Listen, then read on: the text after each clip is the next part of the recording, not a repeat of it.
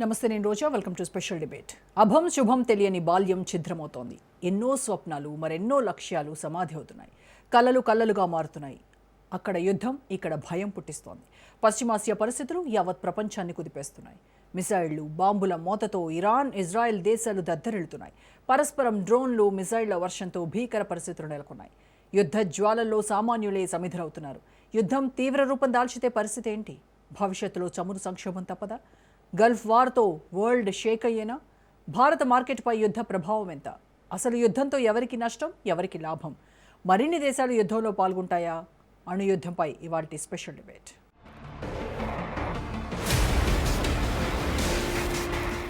Iran యుద్ధం కీలక మలుపు తిరిగింది. యుద్ధంలోకి డ్రాగన్ ఎంట్రీ ఇచ్చింది.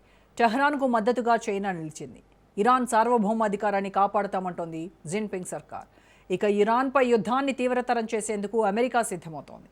రానున్న 24 గంటల్లో భీకర దాడులు చేస్తామన్న ట్రంప్ వ్యాఖ్యలు దుమారం రేపుతున్నాయి. ఇరాన్లోని చెత్తను తొలగిస్తామన్నారు. తమ వద్ద ప్రపంచంలోనే గొప్ప సైన్యం ఉందని చెప్పుకొచ్చారు ట్రంప్. అయితే యుద్ధం ఎక్కువ కాలం జరగాలని తాను కోరుకోవడం లేదన్నారు.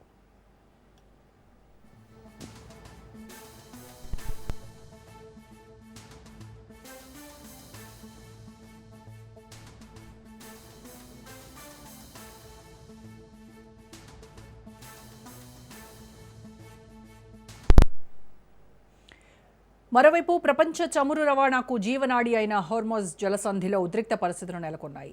జలసంధిని మూసివేశామని, నౌకలు వస్తే నిప్పు పెడతామని ఇరాన్ హెచ్చరించడం ఆందోళనను రేకెత్తిస్తోంది. హోర్మోజ్ మార్గంలో 700కు పైగా ట్యాంకర్లు నిలిచిపోయాయి. దీంతో ఇంధన రవాణాకు తీవ్ర అంతరాయం ఏర్పడుతోంది. 2026 జనవరి నుంచి హోర్మోజ్ మార్గంలో రోజుకు సగటున 19.8 మిలియన్ బ్యారెళ్ల చమురు రవాణా జరిగింది. అయితే మార్చి 1న 2.8 మిలియన్ బ్యారెళ్లతో కేవలం 3 ట్యాంకర్లు హోర్మోజ్ను దాటాయి.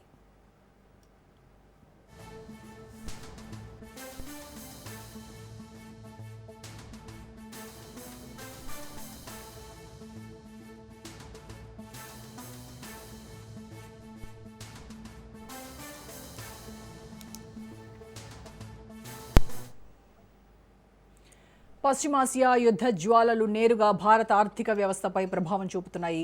అనిశ్చితి ప్రధానంగా 2 కీలక రంగాలను దెబ్బతీస్తోంది. అందులో మొదటిది ముడి చమురు దిగుమతులు, రెండవది భారత రైతుల ఆదాయానికి ప్రధాన వనరైన బాస్మతి బియ్యం, తేయాకు ఎగుమతులు. ఇరాన్ సుప్రీం లీడర్ ఖమేనీ మరణం, దానికి ప్రతిగా ప్రతీకార దాడి చమురు మార్కెట్ను షేక్ చేస్తోంది. చమురు, గ్యాస్ నిల్వలపై కేంద్రం కీలక ప్రకటన చేసింది. 45 రోజుల వరకు ఎలాంటి ఇబ్బంది లేదని స్పష్టం చేసింది. ప్రస్తుతం భారత్ దగ్గర 100 మిలియన్ బ్యారెళ్ల నిల్వలున్నాయి. అంతేకాకుండా ప్రత్యామ్నాయాలపై దృష్టి పెట్టింది మోదీ సర్కార్. మొదటి ప్రపంచ యుద్ధంలో 2 కోట్ల మందికి పైగా మరణించినట్టు అంచనా. రెండో ప్రపంచ యుద్ధం అయితే మానవ చరిత్రలోనే అత్యంత ఘోరమైంది. 8.5 కోట్ల మంది మరణించినట్టు గణాంకాలు చెబుతున్నాయి. అందుకే యుద్ధం కంటే శాంతి ముఖ్యమంటోంది భారత్. పశ్చిమాసియా ఉద్రిక్తతలపై భారత్ తీవ్ర ఆందోళన వ్యక్తం చేసింది. గల్ఫ్ దేశాల్లో నివసిస్తోన్న 90 లక్షల మంది భారతీయుల భద్రతకు చర్యలు తీసుకుంటోంది. ఇప్పటికే పలు దేశాధినేతలతో ప్రధాని మోదీ మాట్లాడారు. చర్చలు, సంప్రదింపులు, దౌత్య మార్గాల్లో వివాదాలను పరిష్కరించుకోవాలని ఆయన సూచించారు.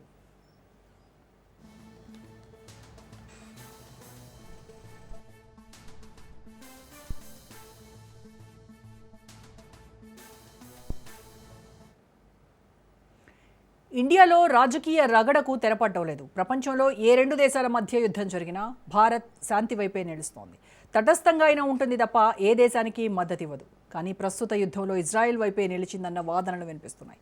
ఇజ్రాయెల్ ప్రధాని నెతన్యాహు చేసిన వ్యాఖ్యలు అందుకు బలం చేకూరుస్తున్నాయి. ఇరాన్ సుప్రీం లీడర్ ఖమేనీ మృతిపై కేంద్ర మౌనాన్ని సోనియా గాంధీ తప్పుపట్టారు. క్లిష్ట సమయంలో స్పందించకపోవడం తటస్థత అనిపించుకోదని, అది నైతిక బాధ్యత నుంచి తప్పుకోవడమేనని ఆమె ధ్వజమెత్తారు. ఒక సార్వభౌమ దేశాధినేతను లక్ష్యంగా చేసుకోవడం అంతర్జాతీయ చట్టాల ఉల్లంఘనేనని సోనియా ఆవేదన వ్యక్తం చేశారు.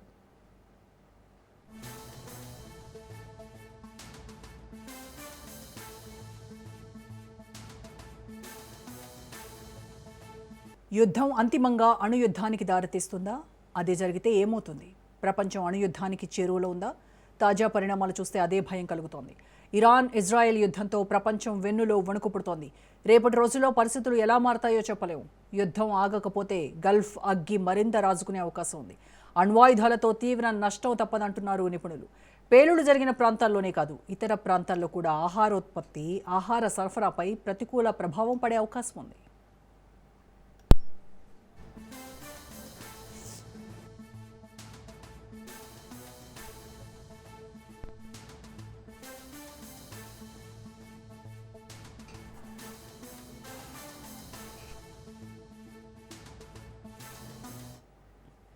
ఒకవేళ అణుయుద్ధం అంటూ జరిగితే కోట్లాది మంది ప్రాణాలు కోల్పోయే ప్రమాదం ఉంది. చాలా మంది రేడియేషన్ ప్రభావానికి లోనవుతారు. భూమికి రక్షణ కవచంగా నిలిచే ఓజోన్ పొర దెబ్బతింటుంది. ఆహారం కోసం అల్లాడిపోయే పరిస్థితి రావడం ఖాయం. హిరోషిమా, నాగసాకిలో విధ్వంసం జరిగి 81 ఏళ్లు అవుతున్నా చేదు జ్ఞాపకాలు వెంటాడుతూనే ఉన్నాయి. ఇప్పటికీ అక్కడ పుట్టే పిల్లల్లో రేడియేషన్ ప్రభావం కనిపిస్తోంది. అణుయుద్ధం జరిగితే లక్షలాది మంది క్షణాల్లో బూడిదవ్వడం ఖాయం. రైట్, దీనికి సంబంధించి పూర్తి విశ్లేషణ అందించడానికి మనతో విశ్లేషకులు, అలాగే సీనియర్ జర్నలిస్ట్ అండ్ ఆర్థికవేత్త అందే సత్యం గారు మనతో జాయిన్ అవుతున్నారు. నమస్కారం అండి సత్యం గారు. నమస్తే అండి. సత్యం గారు, ఇరాన్ ఇజ్రాయెల్ మధ్య డ్రోన్లు, మిసైళ్ల దాడులు ఇంకా ఆగలేదు, కొనసాగుతూనే ఉన్నాయి. దీంతో సామాన్యులు చాలా ఇబ్బందులు పడుతూ ఉన్నారు.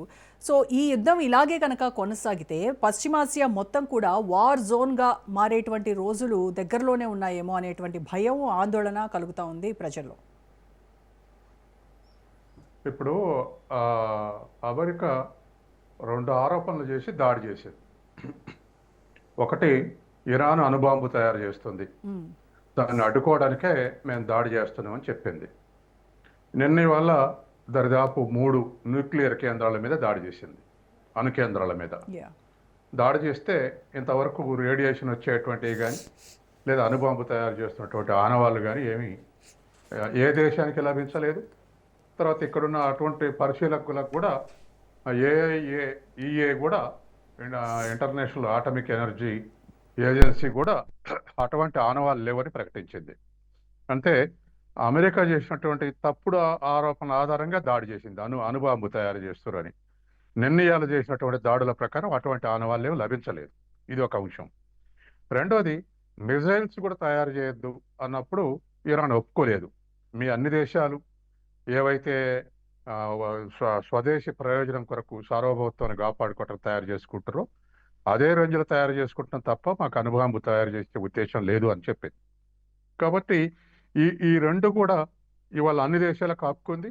తర్వాత ఒకవేళ అణు కేంద్రాలు కూడా ఇతర అణు విద్యుత్ శక్తి, తర్వాత ఇటువంటి ఇప్పుడు రెన్యూవబుల్ ఎనర్జీ కోసం ప్రపంచవ్యాప్తంగా ప్రయత్నం చేస్తుంది.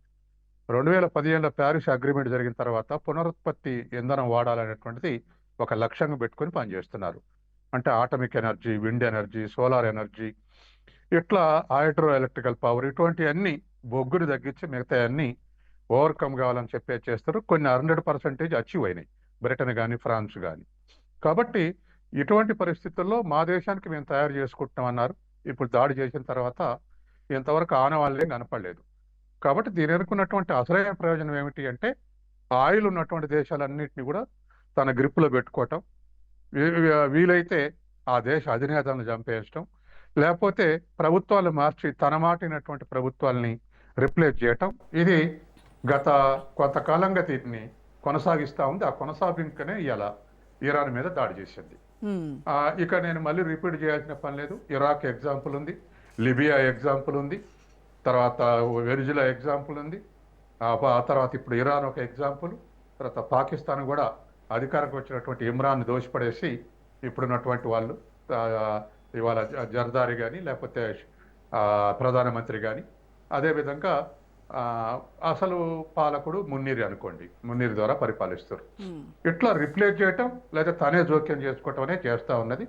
ఈ వనరులన్నీ గ్రిప్లో పెట్టుకొని మిగతా దేశాలని కంట్రోల్ చేయటం, వనరులు తన చేత పెట్టుకొని. డిఫెన్స్ రంగంలో శత్రువు రష్యా, ఆర్థిక శత్రువు చైనా. అప్పుడప్పుడు ఇండిపెండెంట్గా వ్యవహరిస్తున్నటువంటి బ్రెజిల్ కానీ ఇండియా కానీ ఇటువంటి దేశాలను కూడా పరోక్షంగా కంట్రోల్ చేసేటువంటి ప్రయత్నం చేస్తుంది. ఇవాళ world importers, biggest importers, oil importers China తర్వాత ఇండియా 3వ స్థానంలో ఉంది. కాబట్టి ఇటువంటి దేశాలను కూడా కంట్రోల్ చేసేటువంటి శక్తి అది సంతరించుకుంటూ ఉంది. ఇదొక అంశం. రెండవది, ఇవాళ ఇరాన్ మీద దాడి చేసిన తర్వాత ఏమిటి దాని లక్ష్యం అంటే, ఫస్ట్ ఖొమేనీని మార్చాలి, తిరుగుబాటు చేయండి అని ప్రజలకు పిలిపించింది. అదేమో ఇప్పుడు మనకు ఆనవాళ్ళు కనపట్లే. కాబట్టి అసలు ఇరాన్ని మొత్తాన్ని డిస్మాంటిల్ చేస్తాని నన్ను ఇవాళ స్టేట్మెంట్స్ వస్తున్నాయి. కాబట్టి ఈ లక్ష్యం మనకు తెలిసిపోయింది. ఇక రెండో అంశం ఏంటంటే, వాళ్ళ మరి ఏ చిన్న దేశాలు ప్రపంచంలో సావరింటున్నటువంటి కంట్రీస్ ఉండొద్దా? ఇప్పుడు ఉక్రెయిన్ నుంచి మొదలు పెడితే ఇవాళ ఉన్నటువంటి అనేక దేశాలు, ఇప్పుడు అమెరికా చేస్తున్న దాడులు కానీ, ఇతర దేశాలు కానీ, చిన్న దేశాలకు సావరింటి ఉండొద్దా, వాళ్ళ డెసిషన్ ఉండొద్దా? యా. మరి అన్ని కూడా తమ మాట వినాలన్నటువంటి ఆధిక్యతకు లోనైతే ఇక కలోనియల్ కంట్రీస్ ఇప్పుడు సెమీ కలోనియల్ని క్రియేట్ చేస్తుంది అమెరికా. రేపు పూర్తి కలోనియల్ కంట్రీస్ తయారు చేసి వరల్డ్ని కలోనియల్ వరల్డ్గా మార్చాలనుకుంటుందా? ఇది మోడర్న్ కలోనియల్ సిస్టమా అనేటువంటిది వాళ్ళ విద్యావేత్తలను కానీ లేకపోతే విశ్లేషకులను కానీ వేధిస్తున్నటువంటి సమస్య.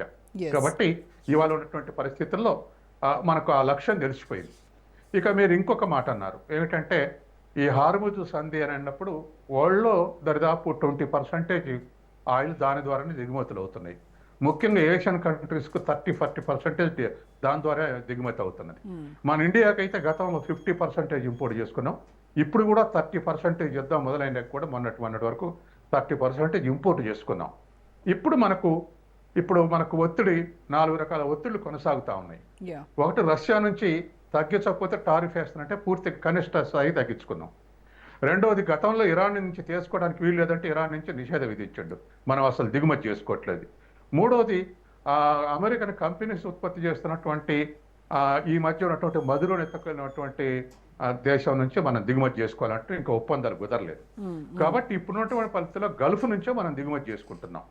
మన దేశంలో ఇవాళ ఉన్నటువంటి లెక్కల ప్రకారం 12-15% డొమెస్టిక్ ప్రొడక్షన్ ఉంది, 85% మనం ఇంపోర్ట్ చేసుకుంటున్నాం. మన monthly bill $70 billion, 70 into 12 months అంటే $840 బిలియన్ మనం ఏడాదికి దిగుమతి చేసుకుంటున్నాం. 244 మిలియన్ మెట్రిక్ టన్స్ మనం దిగుమతి చేసుకునేది.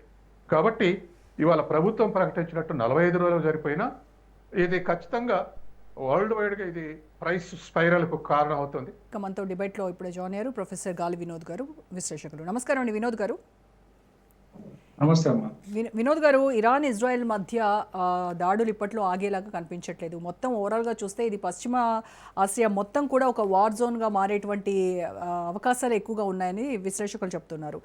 అండ్ మోరోవర్ అటు ఇజ్రాయెల్కి ఏమో అమెరికా సపోర్ట్ చేస్తోంది, ఇరాన్కి అయితే చైనా బహిరంగంగానే చెప్పింది. జిన్పింగ్ చెప్పారు ఇరాన్ సార్వభౌమత్వాన్ని మేము కాపాడతాము అని ఆయన చెప్పారు. అంటే దీన్ని బట్టి చూస్తే యుద్ధం ప్రపంచ స్థాయికి వెళ్ళేటువంటి అవకాశాలు ఎక్కువగా ఉన్నాయంటారా? ఏంటి మీ ఒపీనియన్? తప్పకుండా అమ్మా. ఇప్పుడు రష్యా చైనా ఒకవైపు ఉంది, అమెరికా ఒకవైపు ఉంది, అమెరికా భారత్ ఒకవైపు ఉంది. అంటే మేజర్గా ప్రపంచంలో 4 కీలకమైన దేశాలు ఇవి. సో 4 కీలకమైన దేశాలు కాకుండా పెద్ద దేశాలు కూడా. సో కాబట్టి ఇవాళ ఈ 2 దేశాలు అంటే భారత్ కానీ అమెరికా కానీ ఇవాళ ఇజ్రాయెల్ వైపు ఉన్నాయి కీలకమైన దేశాలలో. అట్లాగే చైనా అండ్ రష్యా ఇవాళ ఇరాన్ వైపు ఉన్నాయి. ఎందుకు అంటే మీరు చాలా స్పష్టంగా ఒక విషయాన్ని అర్థం చేసుకోవాలి. ఏంటంటే ఇవాళ తెల్లవాళ్ళ ఆధిపత్యం అనే దాన్ని నేను చాలా స్పష్టంగా చెప్పదలుచుకున్నాను. ఈ దేశంలో ఇప్పుడు మీరు ఇజ్రాయెల్ అనేది ఒక వైట్ దేశం, ఒక వైట్ రేసిస్ట్ కంట్రీస్ అన్ని ఒక ప్లాట్ఫామ్ మీదనే ఉన్నాయి. సో అవి ఎక్కడైనా తిరుగుబాటు చేసే బ్లాక్స్ కంట్రీస్ ఎవరైనా ఉంది, ఇప్పుడు ఫర్ ఎగ్జాంపుల్ సున్నీ షియా మధ్యలో వార్ నడుస్తుంది. ఆ సున్నీ వాళ్ళంతా కూడా ఎక్కువ వైట్స్ ను ప్రమోట్ చేస్తారు. అంటే నార్త్ అమెరికా, సౌత్ అమెరికాను సపోర్ట్ చేయకుండా నార్త్ అమెరికానే సపోర్ట్ చేస్తూ ఉంటారు. ఆ రకంగా చూసుకుంటే ఈ దేశంలో రెండు విభాగాలు విడిపోయి ఒకటి తెల్లవాళ్ళ దేశం, నల్లవాళ్ళ దేశం. సో అవి తెల్లవాళ్ళ ఆధిపత్యంలో ఆయుధ శక్తి ఉంది, సీఎం ఉంది, అలాగే సదా ఉంది. మొత్తం దేశంలో సామ్రాజ్యవాద ఆధిపత్యాలు కూడా అమెరికా ఇవాళ వాళ్ళ తెల్లవాళ్ళతో ఒక ఏర్పడి ఇజ్రాయెల్ ఆయన పశ్చిమాసియాలో వాడతారు. పశ్చిమాసియాలో ఇవాళ ఎంత ఏకైక కంట్రీ ఇరాన్. సో అది ఇవాళ అమెరికా ఎంతంటే స్థాయికి ఇలా ఈ అరబ్ కంట్రీస్ లో ముఖ్యంగా పశ్చిమాసియా దేశాలు ఒక కంట్రీ ఇవాళ రక్షించే కంట్రీ మారింది. అది ఇవాళ మాత్రం. సో ఇరాన్ మన అమెరికా ఇవాళ అమెరికా కోసం ఏదైనా కూడా ఇవాళ ప్రపంచ పటం వదలకుండా లక్ష్యంగా పనిచేస్తుంది. అంటే కంప్లీట్ గా అమెరికా సామ్రాజ్యవాద తెల్లవాళ్ళ ఆధిపత్యం సంపన్న ఆధిపత్య దేశంగా ఇవాళ ఉంది. దాన్ని కంట్రోల్ చేయాల్సిన పెద్ద ఐక్యరాజ్య సమితి. కానీ ఐక్యరాజ్య సమితి ఇవాళ ఏమీ లేని స్థితికి నెట్టది. దానికి ఫండ్స్ లేవు, దానికి ఆయుధ శక్తి లేదు, దాన్ని కంట్రోల్ చేయడానికి ఒక మిషనరీ లేదు. సో ఈ పరిస్థితులలో ఒక అనాథ వస్తగా మిగిలిపోయే పరిస్థితిలో ఐక్యరాజ్య సమితి ఏమాత్రము గా ఉంది కాబట్టి ఇవాళ దాన్ని అమెరికాను కంట్రోల్ చేసిన భారత్ కూడా ఇవాళ అమెరికాకు వత్తు పలుకుతూ కంప్లీట్ గా అమెరికా కండిషన్స్ అన్నిటికీ లోబడి ఇవాళ ఆయన దాసోహం అని చెప్పి రాహుల్ గాంధీ గారే చాలా స్పష్టంగా చెప్పారు. ఇవాళ అతని కోసము ఆయన ఇష్టం కోసం ఈ దేశ ఆకట్టు పెట్టాడని చెప్పి దాంట్లో ఇంకో కోణం చెప్పని కోణం ఏంటంటే తెల్లవాళ్ళ అమెరికా వేరు, నల్లవాళ్ళ అమెరికా. సో ఆధిపత్య అమెరికా వేరు.